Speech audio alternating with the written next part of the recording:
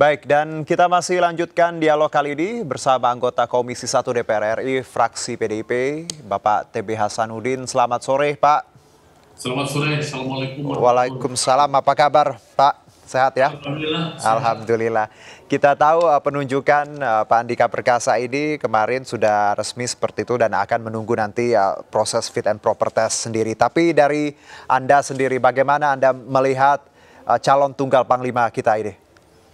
Saya kira pemilihan Pak Andika sebagai Panglima TNI merupakan pilihan yang tepat ya. Oke. Calon-calon yang lain dan setelah ditunjuk beliau, saya kira ini pemilihan yang paling bijak dan paling tepat menurut pendapat saya. Oke. Kita tahu kedekatan Pak Andika dengan Pak Jokowi dimulai ketika menjadi Komandan Pas Pampres, lalu diangkat, kalau kita bicara karir militernya cukup moncer seperti itu. Dari Komisi 1 sendiri, apakah kalau kita lihat track record-nya, apakah beliau punya hal yang cukup mumpuni untuk nantinya menjabat menjadi seorang Panglima TNI? Banyak hal. Oke. Yang pertama, dari track record masa jabatan dan jumlah jabatan yang pernah beliau sandang. Ya. Baik. Nah, kita lihat saja. Beliau begitu dekat dan punya kemampuan berkomunikasi dengan media, dengan wartawan ketika beliau menjadi Kepala Penerangan TNI Angkatan Darat, ya, berpangkat Brigjen. Kemudian kedekatan dengan Bapak Presiden tentu cukup intens ketika beliau menjadi Komandan Pasukan Pas Pampres. Ya. Tiap hari menjaga beliau, selalu berjarak, dekat sekali, berdiskusi, berbicara, dan lain sebagainya. Sehingga tentu Pak Jokowi tahu persis karakter, sifat, dan pembawaan dari Pak Andika. Ya.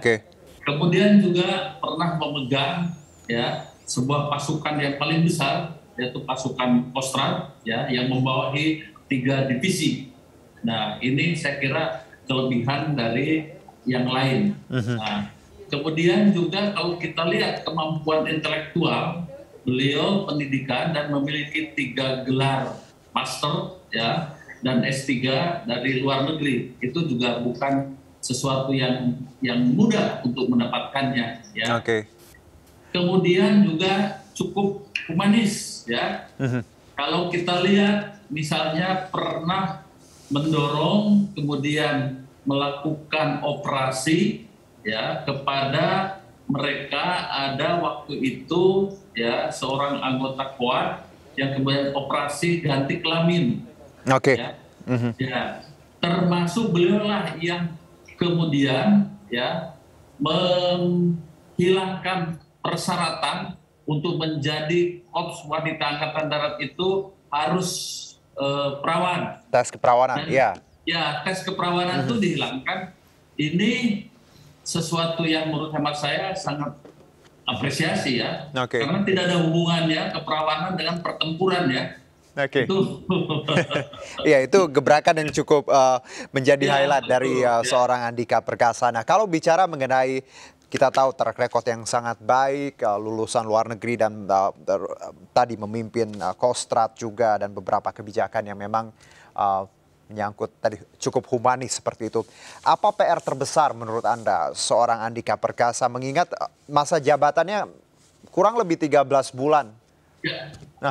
Dalam masa jabatan yang kurang lebih 13 atau 14 bulan itu, tentu kita berharap yang pertama beliau mampu merespon situasi keadaan atau masalah, terutama masalah geopolitik dan geostrategi, menyangkut situasi aktual Laut Cina Selatan dan keamanan di Papua. Itu yang pertama. Yang kedua, beliau harus benar-benar berkonsentrasi dalam program pengembangan kekuatan Tentara Nasional Indonesia yang memang sudah ada renstranya.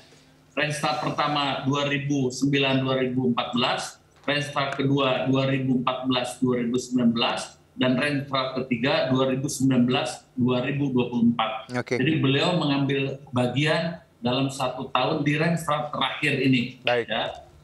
Kemudian juga kita lihat ya situasi disiplin prajurit dalam 1-2 tahun terakhir ini kelihatan agak menurun. Nah, tugas beliau saya kira kembali membuat zero pelanggaran kalau bisa ya dalam 1 tahun ini.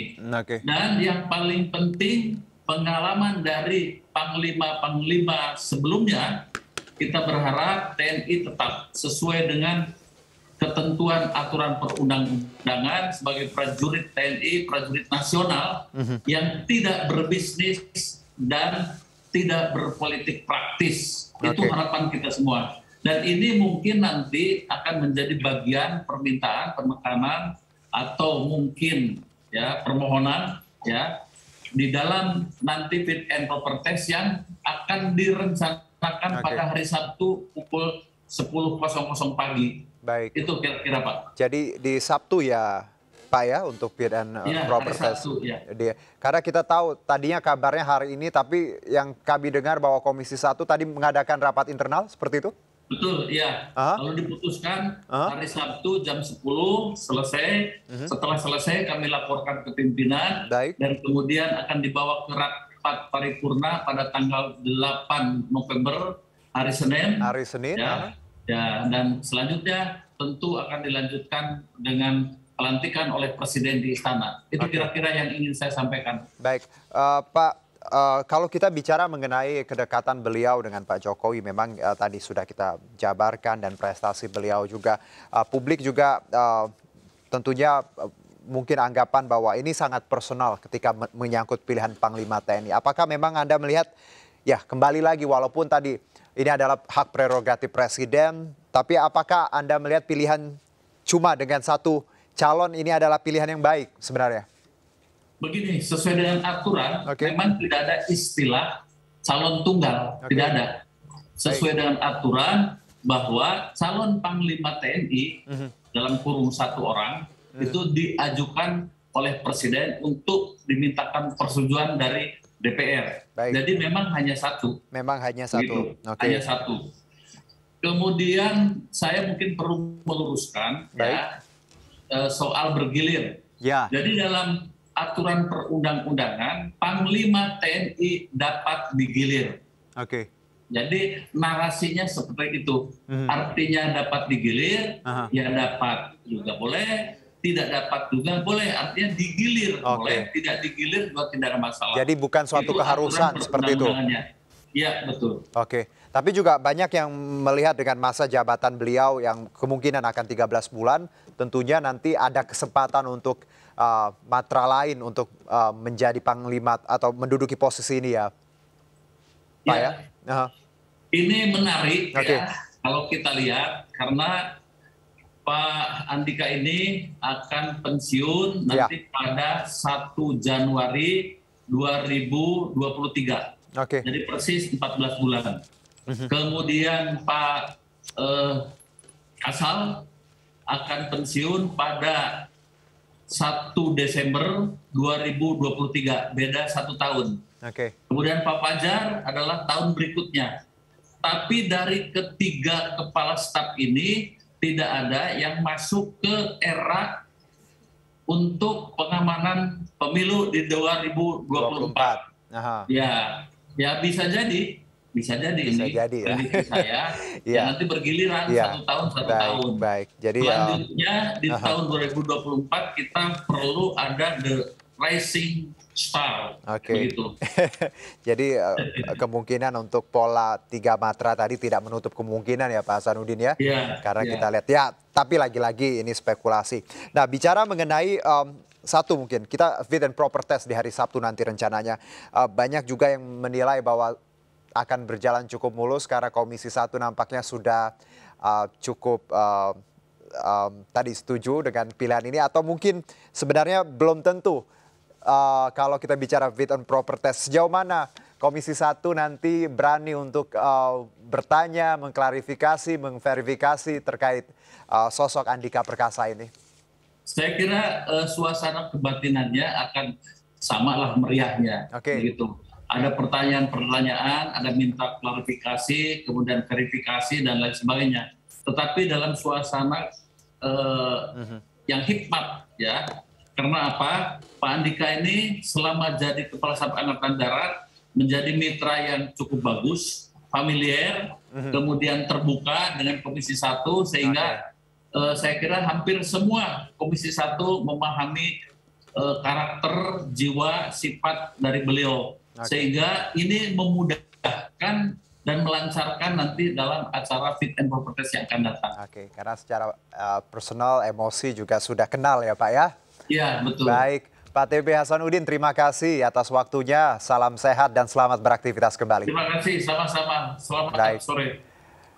Dan kita lanjutkan pemirsa, Komisi 1 DPR akan menggelar fit and proper test setelah Presiden Jokowi resmi menunjuk Jenderal TNI Andika Perkasa sebagai calon Panglima TNI. Presiden Jokowi resmi menunjuk Jenderal TNI Andika Perkasa sebagai calon Panglima TNI menggantikan Marsikal TNI Hadi Cahyanto. Komisi 1 DPR akan segera menggelar fit and proper test atau uji kelayakan dan kepatutan terhadap Kasat Jenderal Andika Perkasa usai Ketua DPR RI menerima surat Presiden terkait penggantian calon Panglima TNI. Anggota Komisi 1 DPR fraksi Persatuan Pembangunan Syaifullah Tamliha menyatakan proses fit and proper tidak akan memakan waktu lama karena Jenderal Andika Perkasa sudah cukup dikenal Komisi 1 DPR RI serta tidak terkait parpol tertentu. Pak Jokowi itu memiliki koalisi besar di DPR, tentulah dia pasti akan didukung oleh semua anggota fraksi dari partai manapun. Saya yakin termasuk partai yang tidak berkoalisi dengan pemerintahan Jokowi, karena sosok Andika itu sudah sangat dikenal oleh Komisi 1. Jenderal Andika Perkasa yang kini berusia 57 tahun lulusan Akmil tahun 1987 merupakan Jenderal TNI yang memiliki 3 gelar master dari universitas di Amerika Serikat. Sementara untuk pengalaman operasi militer, Andika pernah memimpin penangkapan terduga pemimpin Al-Qaeda. Juga melaksanakan operasi Timur Timur pada 1990 dan operasi Bakti TNI di Aceh pada 1994. Dengan penunjukannya sebagai Panglima TNI, maka masa jabatan Jenderal Andika Perkasa tersisa 13 bulan sebelum ia memasuki masa pensiun. Dari Jakarta, Tim Liputan iNews melaporkan. Ya, informasi lainnya akan kami hadirkan usai jeda berikut.